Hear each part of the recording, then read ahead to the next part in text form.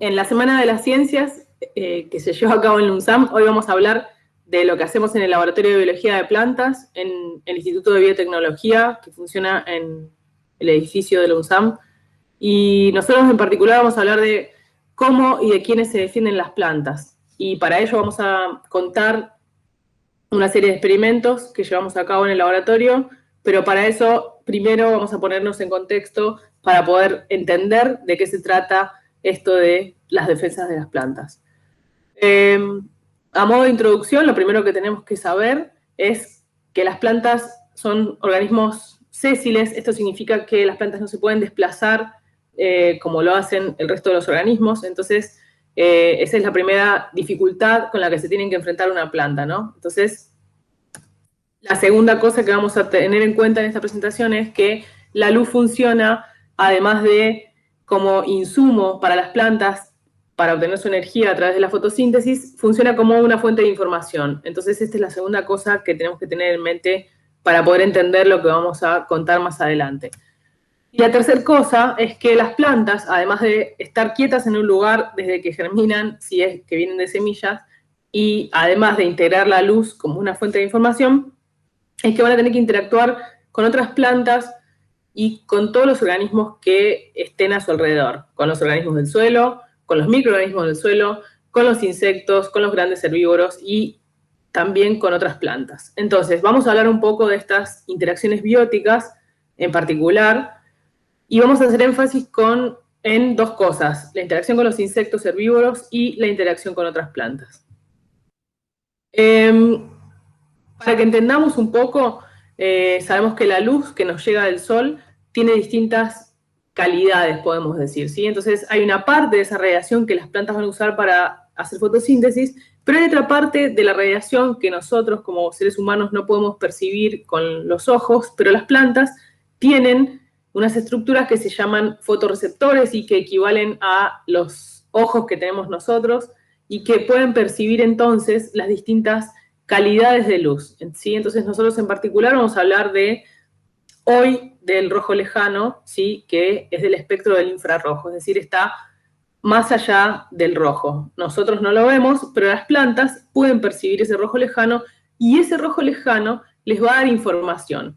¿Qué tipo de información les va a dar? Bueno, como las plantas absorben el rojo y el azul y reflejan el color verde, por eso es que las vemos verdes a la mayoría de las plantas, también reflejan el rojo lejano. Y esa cantidad de rojo lejano que reflejan las plantas le va a decir a las otras plantas si tiene plantas vecinas o no, ¿sí? Entonces, así es como las plantas pueden percibir a sus vecinas, ¿sí? Entonces, en esta diapositiva, lo que intentamos graficar es cómo a través de la luz del sol que incide en una población de plantas, esta luz es reflejada hacia las plantas vecinas y estas plantas pueden darse cuenta que tienen una futura competencia con otras plantas por el recurso que en este caso es la luz. Entonces, vamos a hablar de algunos protagonistas, que es el fitocromo B, que es, digamos, como el ojo de la planta, ¿sí? Va a ser esa molécula que va a percibir este cambio en la calidad de la luz y que le va a dar información a la planta y le va a decir que tiene plantas vecinas muy cerca, ¿sí? Entonces, cuando las plantas no son tolerantes a esa sombra generada por las vecinas, vamos a decir que esas plantas van a desarrollar un síntoma de escape al sombreado, ¿sí? Entonces, cuando hay muchas plantas, y ustedes lo pueden ver en su jardín o incluso en la vereda, cuando hay muchas plantas juntas que reciben sombra de otras plantas, esas plantas son un poco más alargadas que el resto, ¿sí? Son más alargadas, ponen las hojas más erectas, pero también hay efectos que no los vemos a simple vista, como el compromiso en las defensas, ¿sí? Si una planta tiene que crecer extra para escaparse de la sombra de sus vecinas, entonces puede pasar que las defensas de esa planta, es decir, el equivalente al sistema inmunológico del resto de los organismos, se vea comprometido de alguna manera, ¿sí? Entonces lo que nosotros estudiamos es un poco esa relación. ¿Qué pasa cuando una planta, además de tener que competir por la luz con otras plantas, tiene que enfrentarse, por ejemplo, al ataque de los insectos herbívoros? Entonces, eso es lo que vamos a estudiar un poco, ¿sí? Acá les pusimos a modo de ejemplo cómo se ve una planta que es intolerante a la sombra. Si estas son plantas, es la misma especie de planta crecida con luz, digamos, luz abundante, y esta es crecida con poca luz o con mucha luz reflejada por sus plantas vecinas, y entonces vemos esto que les contaba de los entrenudos más alargados, las hojas que se levantan un poco más, ¿sí? Pero no todas las plantas son intolerantes a la sombra. Ustedes saben que hay plantas que crecen, las plantas de interior o las plantas de sombra que llamamos, son las plantas que les va bien en la sombra. Entonces acá les puse una foto de unos helechos en un sotobosque. Sí, en general las plantas que crecen en el estrato inferior de un bosque, de una selva, de lo que sea, son plantas que toleran la sombra, ¿sí? Entonces no van a desarrollar este síndrome de escape a la sombra. Por supuesto, nos vamos a quedar con las que no toleran la sombra para ver cómo les va con las defensas, ¿sí? Entonces, acá hay un video donde las plantas se ve cómo a lo largo de un día entero cambian, es decir, el ángulo de orientación hacia la fuente de luz enriquecida con este rojo lejano que está dando información a las plantas de la presencia potencial de vecinas, ¿sí?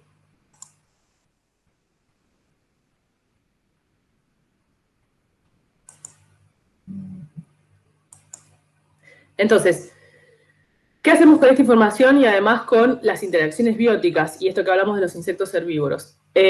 ¿Por qué es importante estudiar esto? ¿O por qué nos interesa a nosotros entender los mecanismos que subyacen a esta interacción? Bueno, primero, porque la mayor biomasa viva del planeta son las plantas. La segunda razón es que la mayor diversidad de especies es de los insectos, ¿sí? ¿Cómo integramos eso? Bueno, hay una relación muy, muy, muy estrecha entre los insectos y las plantas, ¿sí? Ahora, ¿por qué no estudiamos o por qué pensamos cuando pensamos en grandes ataques de herbívoros, se nos viene a la cabeza un mamífero herbívoro, ¿sí? Un gran animal que se está comiendo a las plantas? Sin embargo, la mayor presión de herbivoría que sufren, sobre todo los agroecosistemas o las plantas que nosotros nos comemos, está mediada por los insectos. ¿Y cómo es esta relación entre los insectos herbívoros y los grandes vertebrados herbívoros? Bueno, es de 4-1, ¿sí? Si uno hace una relación de biomasa de insectos herbívoros comparada con vertebrados herbívoros, la relación de biomasa es 4 veces más de insectos con respecto a los grandes herbívoros, ¿sí? Cuando hablamos de mamíferos herbívoros. Entonces, de acá viene un poco esta idea y esta relación tan estrecha que hay entre las plantas y los insectos herbívoros, ¿sí? Entonces, bueno, este autor es el que dice que ambos imperios, es decir, el de las plantas y el de los insectos, están unidos por relaciones intrincadas, ¿sí? Sabemos que las plantas con flores y los insectos, ustedes ya, me imagino, habrán visto grandes ejemplos de los insectos polinizadores y cómo hay una coevolución entre los insectos y las plantas, sobre todo las plantas con flores, ¿sí? Vamos a hablar nosotros en particular de la relación que hay entre los insectos herbívoros, entonces, y las plantas. Entonces, esto que les dije recién, ¿por qué lo estudiamos y cómo es el impacto en un agroecosistema? Bueno, de la totalidad de biomasa que produce un agroecosistema, un 13% aproximadamente son pérdidas asociadas a los insectos herbívoros, es decir, todas esas plagas de insectos que vienen a comerse a las plantas que nosotros también queremos comer. Entonces, en un escenario donde no queremos usar más pesticidas o donde queremos que las plantas naturalmente se defiendan de esos herbívoros, ¿sí? O por lo menos nos dejen un poco de comida a nosotros, es que nosotros decidimos estudiar esto con una idea en un futuro, digamos, de reducir el uso de los pesticidas, ¿sí? Entonces, si una planta puede mejorar sus defensas y además producir comida para todo el mundo, bueno, ese sería el escenario ideal, ¿sí? También hay un montón de pérdidas asociadas a otros patógenos que van a competir con la comida para los humanos y, por supuesto, las malezas, que son las plantas que no nos interesan consumir, ¿sí? Entonces, este es como el marco teórico donde nosotros realizamos los estudios. ¿Y por qué estudiamos o por qué es que es tan complicado estudiar las defensas en plantas? Bueno, esto que les dije al principio, las plantas no se pueden mover, es decir, no se pueden desplazar. Si viene una oruga a comerse una planta, por más lenta que sea la oruga, esa planta no se puede salir de la maceta y caminar y escaparse, ¿sí? Así como tampoco puede caminar a buscar agua, ¿sí? O a buscar sol o sombra. No. Entonces se tiene que quedar donde está y hacer lo que puede con lo que tiene, ¿sí? Que es una de las grandes diferencias, por ejemplo, con los animales, ¿sí? Imagínense un carnívoro, en este caso, que persigue a su presa. Bueno, la presa va a correr, tiene que correr, ¿sí? No puede desarrollar una estrategia como las plantas. Entonces, una de las principales diferencias de cómo las plantas y los animales se van a defender de sus predadores tiene que ver con esta capacidad de moverse o no en un tiempo en el que el predador se la va a comer, ¿sí? Entonces, de ahí es que surge esta idea de la guerra armamentista entre el herbívoro y la planta, ¿sí? Vamos a contarles algunas cosas que tienen que ver con esto de el insecto desarrolla un aparato para masticar esa hoja y bueno, y la planta va a desarrollar herramientas para sacarse de encima ese herbívoro, ¿sí? Y si eso no le alcanza, va a tercerizar las defensas, como vamos a hablar ahora, de las defensas indirectas, ¿sí? Entonces, dentro del gran escenario de defensas que pueden tener las plantas, nosotros vamos a meternos con las que están resaltadas en rojo, que son las defensas que se pueden inducir, es decir, esas que se prenden si aparece el herbívoro, ¿sí? Y dentro de esas inducidas, vamos a hablar en particular de las indirectas, que son estas que están mediadas por los olores de las plantas, ¿sí? Entonces vamos a hablar un poquitito de eso, que es bastante interesante, por lo menos para nosotros que nos dedicamos a estudiar, y vamos a hablar de los compuestos volátiles, es decir, esos compuestos que se liberan y generan respuestas en otras plantas y en los insectos, ¿sí? Entonces, en este esquema, vamos a hablar en particular de las defensas mediadas por los volátiles. Acá tenemos una oruga, ¿sí?, que ataca la planta. Esa planta va a generar olores determinados o los va a cambiar, y ese olor lo que va a hacer no es repeler a la oruga va a seguir comiendo tranquila, sino que esos olores van a llamar o a convocar a los predadores o parasitoides de esta oruga, ¿sí? Entonces, en este caso es una avispa, y la avispa va a venir y va a usar de comida para sus larvas y sus huevos a esta oruga. De esa manera, la planta se sacó de encima a la oruga que le estaba defoliando toda la planta, ¿sí? Entonces, a esto es a lo que nosotros llamamos defensas indirectas. Hay un montón de defensas indirectas, hay defensas indirectas mediadas por recompensas. No vamos a hablar de eso hoy, y vamos a contar un poco los experimentos que hacemos para estudiar esta señal de la planta que cambia cuando tiene vecinas y que cambia cuando tiene un herbívoro, ¿sí? Entonces, la planta, esto que les dije al principio, va a tener un dilema, digamos. Si crece un montón escapándose de la sombra, eso va a comprometer su sistema de defensas. Entonces, pero si compromete el sistema de defensas, vienen las orugas y se la comen. Entonces, ahí hay una relación de compromiso entre crecer o defenderse, ¿sí? Y esto va a estar mediado en particular por el cambio en la calidad de la luz que genera tener plantas vecinas. ¿Cómo hace eso la planta? Es decir, ¿cómo integra esas señales del ambiente y hace una cosa o la otra? Bueno, eso es algo que todavía estamos estudiando y que los fisiólogos de plantas llevan estudiando hace 30 años. No tenemos la gran respuesta, pero tenemos algunas aproximaciones experimentales bastante interesantes. Entonces lo que vamos a hacer hoy es contar un poco qué estudiamos y cómo estudiamos esto, ¿sí? Entonces ahora voy a presentar a Rosario, va a contar un poco los experimentos que hacemos en el laboratorio del IBIO. Bueno, como ya les dijo Milena, estas relaciones entre plantas, insectos y herbívoros es bastante compleja, y lo que nosotros queremos hacer en el laboratorio es estudiar de alguna forma un poco más sencilla qué es lo que está pasando y cómo podemos nosotros hacer que las plantas que sabemos que son más susceptibles al ataque por insectos herbívoros, en este caso las especies comerciales, digamos las que nosotros usamos para comer en general, somos susceptibles al ataque por insectos que las especies silvestres. Entonces, lo que nosotros tratamos de hacer es estudiar cómo son los mecanismos por los cuales las especies silvestres evitan que estos insectos herbívoros se las coman, ¿no? Y ya se sabe, hace bastantes años que se viene estudiando esto, que esta comunicación se da por compuestos volátiles. Como decía Mile antes, son olores que nosotros sentimos capaz como un olor nuevo, sencillo. En cambio, los insectos lo sienten como una señal súper específica que les dice a dónde tienen que ir para poder alimentarse o alimentar a sus larvas, y también de alguna forma, como estas defensas indirectas, ¿no?, de ayudar a las plantas a quitarse de encima estos problemas.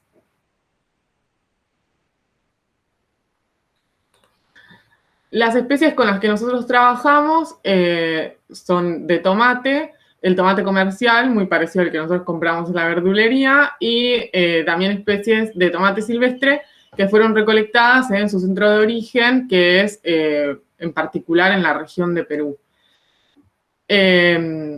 Bueno, nada, y estas especies comerciales con las que nosotros trabajamos son especies que se usan en todo el mundo para estudiar estos mecanismos de plantas. No es que solo nosotros estamos estudiando esto, sino que hay muchas otras personas que también están muy interesadas en descubrir cómo es que ocurren estos mecanismos para evitar así las pérdidas de alimento, ¿no?, que nos contaba Milena hace un cachito.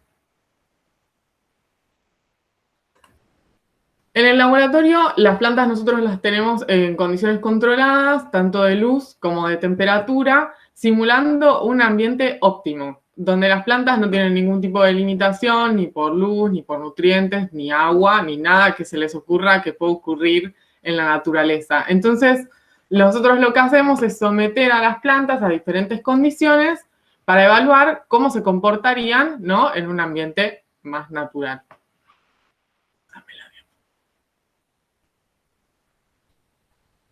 En primer lugar, como decía Mile, lo primero que hacemos es simular un entorno, digamos, lleno de plantas, que en este caso serían vecinas, y qué es lo que pasa cuando las plantas compiten por la luz, ¿no? Si una planta está solita, no es lo mismo que si está rodeada de vecinas que le dicen, mirá que yo también voy a usar la luz que vos necesitás. Entonces, fíjate, me parece que te conviene estirarte, ¿no? Y de otra forma, también vemos, o sea, simulamos qué pasa cuando hay insectos que aparecen y se quieren comer a estas plantas. Porque nosotros ya sabemos que las plantas generan un sistema de defensas que atraen otros organismos, ¿no? Pero, ¿cómo pasa eso? O sea, ¿cómo las plantas se enteran de que hay orugas o insectos herbívoros que se las quieren comer? ¿Y cómo llaman, ¿no?, a estos insectos para que las ayuden? Todo eso hacemos en el laboratorio. Y además, a todas estas simulaciones lo que hacemos es medir, de alguna manera, los compuestos volátiles que las plantas generan y también medimos los genes que serían responsables de generar estos compuestos. Todo esto lo hacemos en el laboratorio, con la idea de que podamos descubrir cuáles son los mecanismos por los cuales las especies silvestres se defienden mejor que las comerciales y poder trasladar estos mecanismos para poder generar mejor alimento de mejor calidad y reducir las pérdidas y el uso de pesticidas. ¿Y de dónde salen estos olores? Las plantas tienen unas estructuras que se llaman tricomas, que como se puede ver en las imágenes, son como pelos y están presentes en todo el cuerpo de la planta. Existen distintos tipos de tricomas que tienen distinta morfología y cumplen distintas funciones. Particularmente, nosotros estudiamos los tricomas de tipo 6, que son capaces de sintetizar y liberar los compuestos volátiles de la planta. Esto sirve para poder reclutar o llamar a los insectos que van a comer y así reducir la carga de herbívoros que tiene la planta. Ahora bien, todas estas investigaciones que les venimos contando las hacemos en un laboratorio bajo condiciones controladas, pero también hacemos experimentos a campo. Y esto les va a comentar un poquito Tomás. Hola, ¿cómo están? Bueno, hicimos en la Facultad de Agronomía un ensayo exploratorio a campo para comparar las respuestas de las dos especies que estuvimos estudiando. En la imagen pueden vernos contando los visitantes de las plantas y los resultados preliminares nos dijeron que efectivamente Solanum aurochaites, que vendría a ser la especie silvestre, fue menos preferida por los herbívoros. Tuvo mucho más visitantes y por lo tanto sufrió mucho más la herbivoría la especie comercial. Lo que nos queda ahora sería hacer experimentos controlados a campo para ver si efectivamente los herbívoros eligen las especies comerciales en función de su volátil. Muchas gracias. Bueno, entonces, la conclusión a la que podemos llegar es otra pregunta más, como siempre pasa en la investigación, ¿no? Como, bueno, ¿se defienden las plantas? Y bueno, eso es algo que ustedes, con esta información que les damos, podrían ya empezar a pensar y a contestarse. En principio, sabemos que se defienden y sabemos que esas defensas no son al azar, sino que son producto de la interacción con las otras plantas y con los organismos que van a intentar obtener un beneficio de las plantas, que básicamente de alguna manera se la van a comer, ¿sí? Entonces, ese es como el marco teórico y es como la línea de trabajo que llevamos a cabo, no solamente en el IBio, sino que acá nosotros trabajamos bajo, digamos, la dirección de Carlos Vallaré, que es investigador del CONICET en el IFEBA y en el IBio. El IFEBA es un instituto de fisiología y ecología vinculada a la agricultura que funciona en la Facultad de Agronomía de la UBA, donde yo también soy docente y Carlos también. Y en el IB, bueno, trabajamos con los estudiantes de grado, Estefi, Candela, que es estudiante de biología de la UBA, bueno, Rosario, que es licenciada en agrobiotecnología también de la UNSAM, y Tomás, que es estudiante de ciencias ambientales de la UBA. Bueno, también colaboramos con otras cátedras de la Facultad de Agronomía y con un montón de gente más que persigue insectos y plantas. Bueno, eso es todo lo que teníamos para contar. Muchas gracias y espero que les haya gustado.